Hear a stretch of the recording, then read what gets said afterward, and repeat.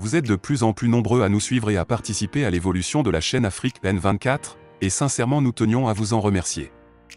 Nous lisons tous vos commentaires qui enrichissent le débat et vraiment nous vous demandons de nous soutenir, en vous abonnant et en aimant les vidéos pour une large diffusion, et pour continuer à avoir une ligne éditoriale indépendante, et vous proposer de nouvelles émissions toujours de plus en plus enrichissantes.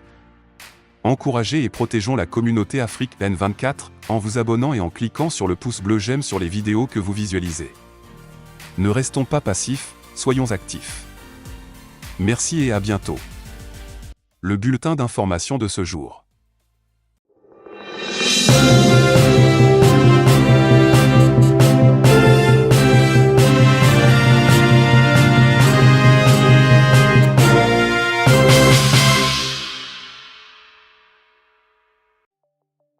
Nigeria. Plus de 100 personnes enlevées au cours d'une attaque armée.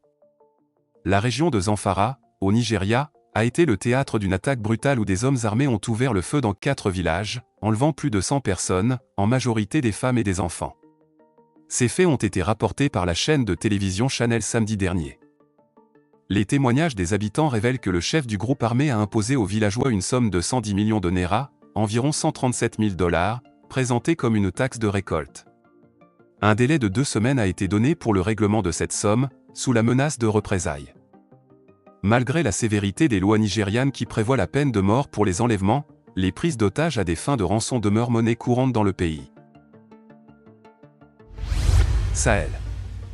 Vers la création d'une compagnie aérienne commune au pays de l'Alliance des États du Sahel, AES. Lors d'une réunion des ministres de l'Alliance des États du Sahel, AES, plusieurs recommandations clés ont été formulées, démontrant une volonté d'intensifier la coopération régionale dans divers domaines. Parmi ces recommandations, il est envisagé d'accélérer la mise en place de l'architecture juridico-institutionnelle et des mécanismes de financement propres à l'AES. De plus, l'amélioration de la libre circulation des personnes au sein de cet espace est un objectif majeur. Un autre point crucial est le renforcement de la fluidité et de la sécurité des corridors d'approvisionnement, notamment en combattant les pratiques anormales et les tracasseries qui entravent les échanges au sein de l'AES. Dans le but de dynamiser le développement, l'AES envisage la mise en œuvre accélérée de projets énergétiques, agricoles, hydrauliques, ainsi que la création de réseaux de transport routier, aérien, ferroviaire et fluvial dans les États membres.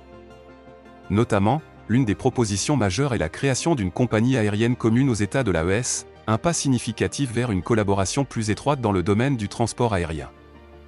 Parallèlement, des projets d'aménagements hydro-agricoles d'intérêt commun sont envisagés dans plusieurs zones de l'AES, tels que les bassins agricoles du fleuve Sourou, la plaine de l'Office Niger ou encore le bassin du lac Tchad, dans l'optique de stimuler la production agricole. Burkina Faso. Dimanche, l'armée burkinabé a neutralisé au moins 63 terroristes, dont plusieurs chefs, dans la province du Koulpelogo, région centre-est du Burkina Faso, d'après la radiodiffusion télévision du Burkina, RTB. Cette offensive militaire faisait suite à une attaque terroriste contre le village de Kongloré dans cette province. La télévision publique a précisé que le ratissage a permis de retrouver les corps de 63 terroristes, incluant des chefs recherchés.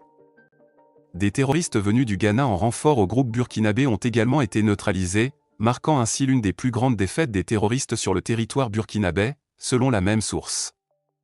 Depuis 2015, l'insécurité au Burkina Faso a engendré de nombreuses pertes en vies humaines et a déplacé des milliers de personnes. L'armée burkinabé, épaulée par les volontaires pour la défense de la patrie, VDP, a multiplié les opérations contre les groupes armés terroristes opérant dans le pays. Cet événement est l'une des plus significatives défaites infligées à l'ennemi sur le sol du Burkina Faso, surnommé le pays des hommes intègres. Togo. Les évêques projettent de l'aide pour Monseigneur Kpodzro après son appel de détresse. Les évêques du Togo ont pris conscience des difficultés rencontrées par Monseigneur Philippe Fanoko Kpodzro, leur aîné et doyen, alors qu'il fait face à des situations complexes à l'étranger.